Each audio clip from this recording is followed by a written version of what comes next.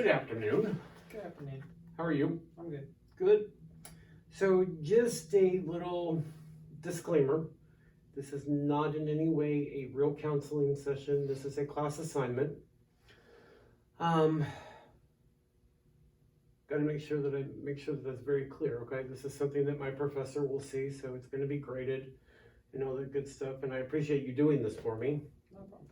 Helps me out a whole lot. Need to go over a few ground rules, okay?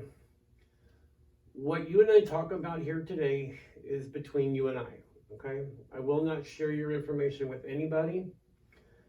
There are a few exceptions to that rule. Some of those exceptions are this. If at any time you disclose that you want to harm yourself or harm somebody else, please know that I have a right to report that, to the proper authorities. Also, if there is any endangerment to a child, to a vulnerable adult, or a senior citizen, I have to report that as well.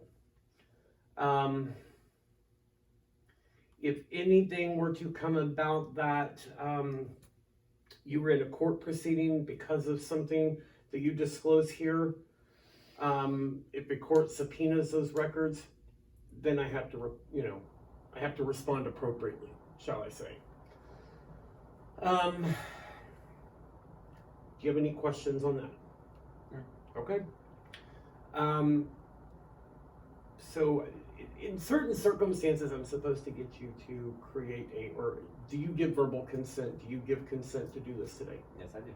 Perfect, and that's all I gotta say. Makes it a little bit easier. So what I want to do is kind of give this little disclaimer first. My name is Jerry. I am currently a student at LeTourneau University who is being observed by Dr. Quiet, who is a licensed professional worker. So he goes into this field all the time. So yeah, let's get started. How about that? So, can you tell me your full name? James Simmons, Perfect. James, what is your date of birth? 7/20/1983. Wow, okay. One of the things that I want to ask you is what brings you into counseling? What would you say that your chief complaint is? PTSD from domestic violence and animal abuse from my ex. Wow. When was can you tell me about the date of that? Yes, it started on August 26th and ended on September 12th. Okay. Do you have any current stressors that you may be going through? Well, yeah, the detectives that's had my case for over a month now have not arrested him. I feel like they're being homophobic because I am gay. I'm aggravated and irritated because of the fact that he is not arrested. And animal cruelty alone and the death of a dog purposely is automatically a felony. So the fact that he's wandering free while I'm sitting here dealing with her death, trying to cope with everything I'm going through legally, emotionally, mentally, physically, I guess you could say it's a lot to take on. But the fact that I have to deal with all that while he gets to go do whatever he wants and this has not yet been resolved, it makes me feel as though they're not taking this seriously. There's many times I cry myself to sleep. There's many times that I don't sleep. I close my eyes and I have dreams of the death that she went through because even though I was not there, I was told exactly what happened and all I see is what she went through and I wasn't there to protect her. There is a lot of guilt. I feel guilt. I've been told by people not to have guilt because it was something out of my control, but that was my baby. Hence why I wear the No Abuse to Animal Cruelty shirt. I see your shirt. The detectives called me a couple days ago and acted as though I was the assaulter. They interrogated me, asked why I didn't leave, and I was fear. He doesn't understand I was in fear of my life. Regardless if you're gay or straight, domestic violence is still domestic violence. You still get those fears. Even though I could have overtaken my ex physically in a fight, the problem is that anytime somebody has attempted to, he has filed assault charges on them when it's self-defense. And I wasn't going to go back to jail and lose my other dog. So I took it. And it cost me almost getting my finger snapped in half. It cost me my dog. It cost me the damage. He kicked me in the upper ribs, kicked me in the abdomen, threw my head into a wall, almost tore my ACL, threatened to kill me, took me into the backyard with a 2x4 stick with nails sticking out of it, and told me to beg for my life and laughed about it. So what I'm hearing is a whole lot of stressors that you're dealing with that are compacting all at once. Yeah. Wow, I cannot imagine. I really can't. It's not easy. I hide behind a mask, honestly, to make people think I'm doing better, but emotionally, I'm falling apart. I hide behind my pain and everything else with shopping to try to make up for things that remind me of her. Any support systems? Good. I have a lot of friends. 2 friends who took me out of that situation because they didn't want to see me die or have to attend my funeral because it was getting bad. I have therapy. I do therapy. There are domestic violence groups out there. I do have an attorney now working on the case to deal with the hospital for their negligence because they left him in the room when they asked me if I felt safe. And of course, because I was in fear of him sitting right next to me, I had to say yes. And then also against the police department for their negligence on the time that they're taking to resolve this.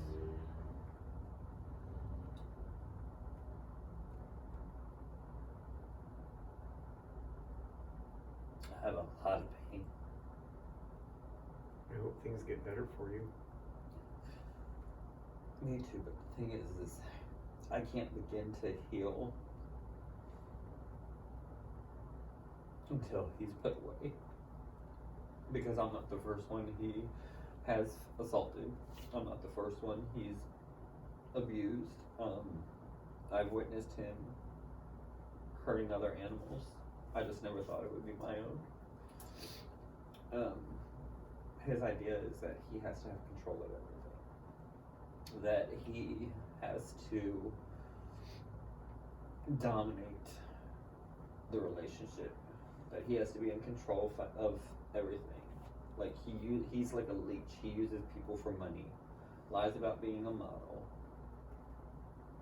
Portrays this perfect person because he knows he's good looking. He's very good looking. 20 years old, but he knows what he's doing. Right.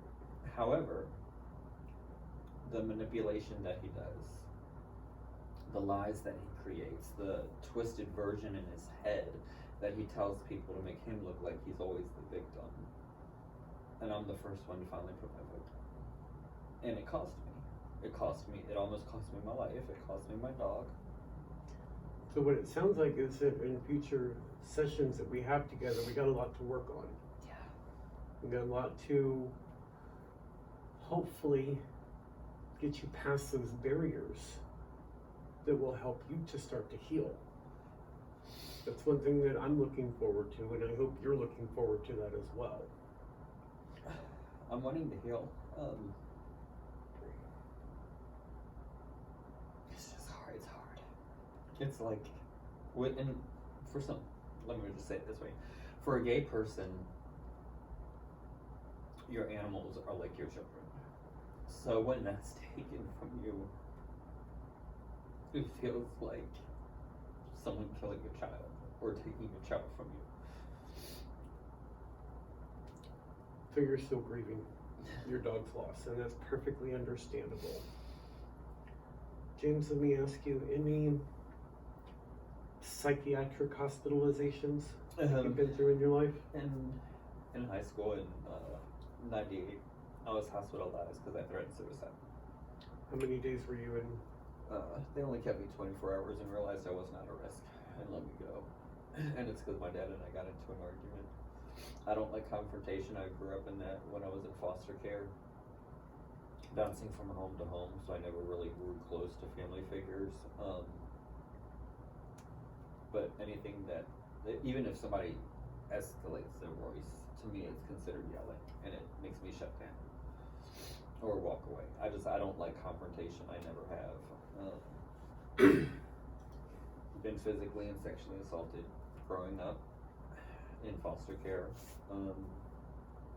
Came out when I was 12, right after Ellen DeGeneres came out on national television. Turned off the TV and said, "Guess what? I'm gay." They're like, "We know."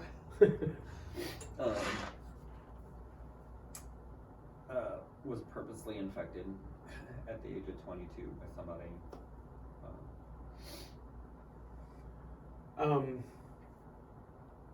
Any other hospitalizations? Yes, I was hospitalized recently for epididymitis. Well, let me rephrase my question. Any psychiatric hospitalizations? No, that's the only one. Okay. Any previous alcohol treatment that you've been to?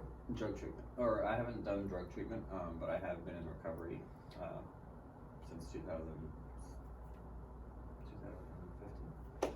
Well, good for you. That's commendable right there. So no alcohol history, correct? Any history of alcohol in your family? No, but there is depression in my family, but I'm adopted. Okay. So it's not genetic. So you stated no history of drug treatment, so you've never been to drug rehabilitation? Nope. Okay. The only thing I've done was 12 steps. Okay.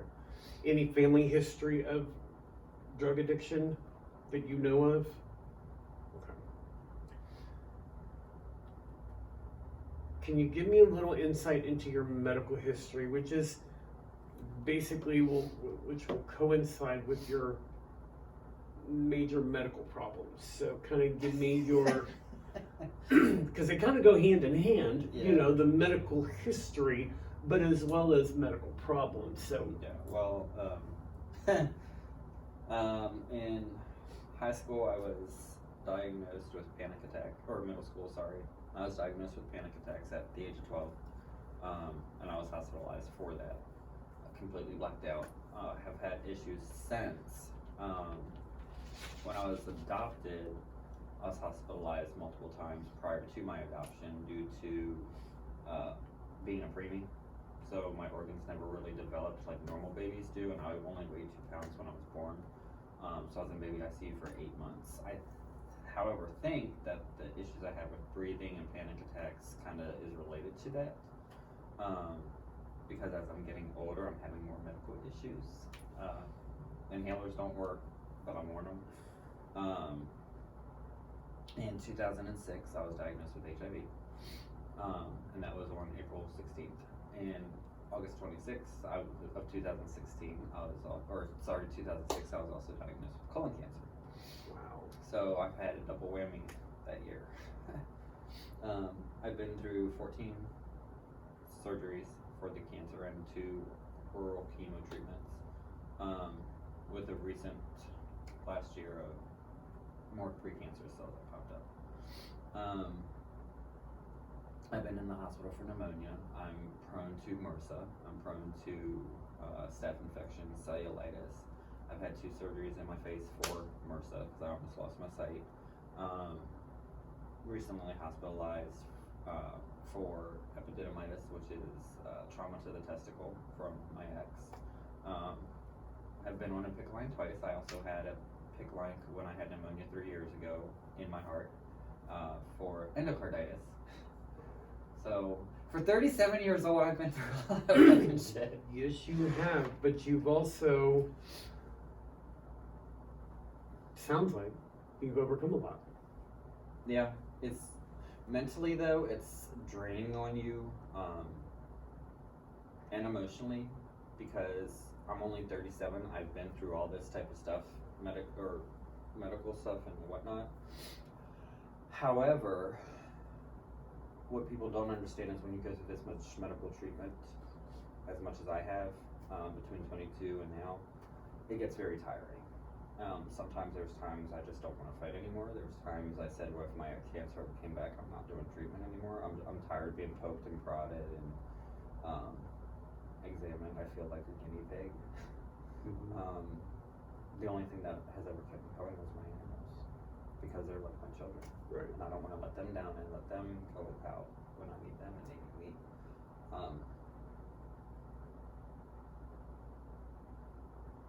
I'm trying to get through that because I do have another dog that I got out of that situation. Unfortunately, he witnessed what took place, not only to me, but also to my other dog. And he needs me. But it's hard.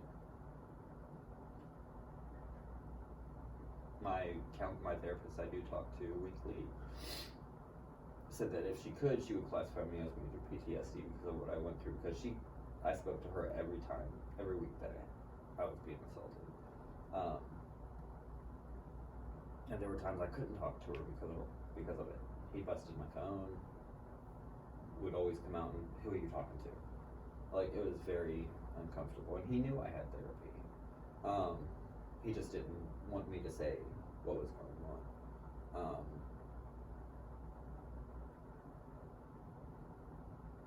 But Can you tell me about your education? Like, yeah, when I was released out of jail, after I was arrested in 2015, I actually went to Argosy University, hit the road running for psychology for substance abuse. Wanted to become a codependency counselor. wow.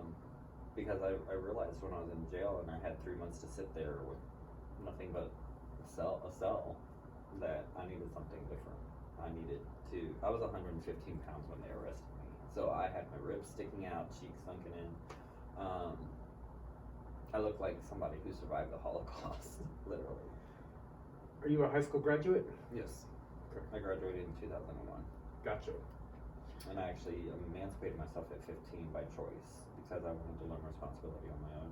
Moved out, finished school, put myself through the rest of high school on time. Wow. Was working full time at the same time that I was doing that. So. That's a lot to take on at 15.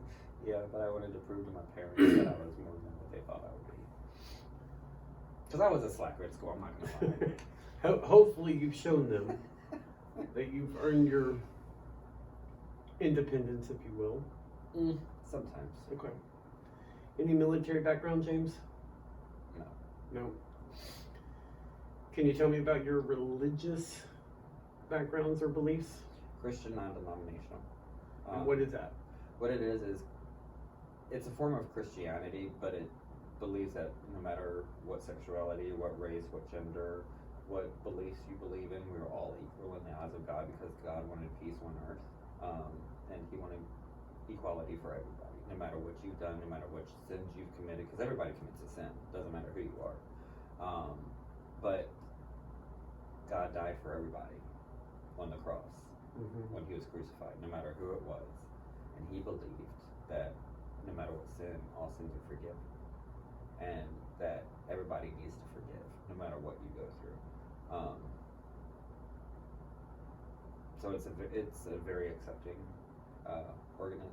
church, I guess you could say, which is very interesting because my dad actually grew up Southern Methodist down in Kentwood, Louisiana. So the fact that my grandfather was Methodist, my grandmother was Southern Baptist, and now he was a UCC minister. We did the whole no talk, no tell, or don't tell, don't talk. But they still loved me equally, no matter what. And that's good. Yeah.